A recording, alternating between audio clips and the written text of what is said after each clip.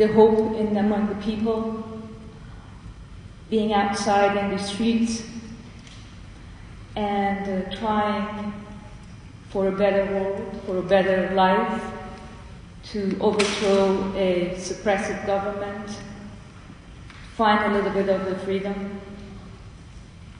And you can see that,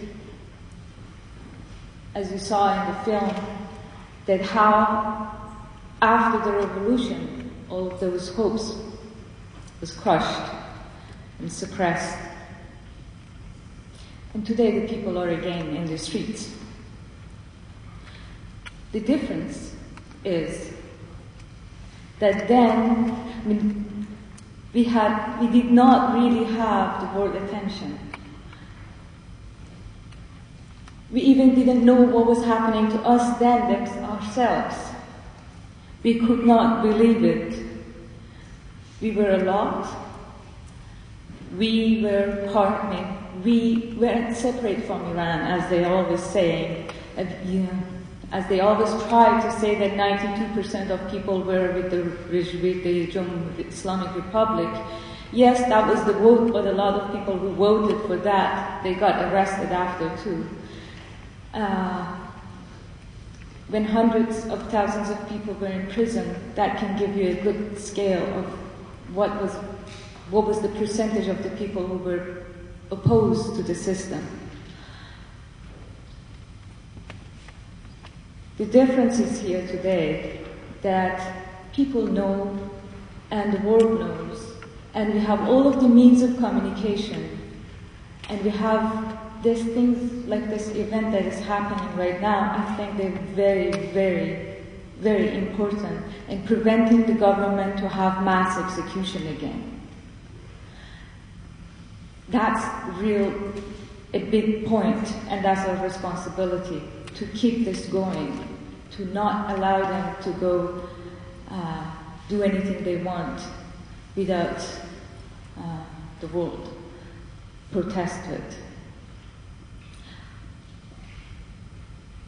The similarity is, actually, when I was thinking about what happened in 1980 and 1988 and now, is that today, like at the beginning, the violence was really, it was naked, it was explicit.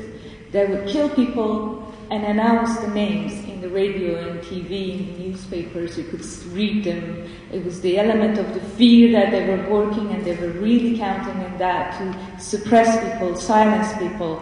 And this time, this is what they did. They really went after people and assassinating them in the streets. They shot to kill. They tortured people and they sent them out to tell their stories. Actually, they raped, tortured, they brutalized people, and they wanted the other people to hear it. I think they were wrong thinking, oh, this is only the middle class movement, and if they hear what is happening to them, then everybody is scared and they're going to go back to their homes. So this violent, naked violence as the immediate solution. I'm actually going back and forth. Okay, the immediate solution, like what they did at the early 80s. We need to know these things, and we need to understand how the system works in order to prevent them from what they did during the 80s. Because during the 80s, really, when they established through these immediate solution that they have, the extreme violence, when they got the hold of the state, then in the 88, what they did, that was the final solution for the whole generations of the revolutionary generation, or the generation of the 70s before this regime. They annihilated whoever stayed in the opposition camp, or they destroyed their spirit if they didn't destroy them in their body, and forced a lot of people to leave the country. So that was an annihilation of a generation, rupturing our history, cutting us, dividing us from between the 80s and then after that, whoever was born or grown up after that had no recollection in Iran, or not really having knowing that what happened in the 80s, the connection was ruptured. What would they do what's happening right now in Iran? They're trying to repeat it, but I think they are not that successful, and a big part of it is because of this exile community and our responses, and also people inside, the connection between the inside and the outside.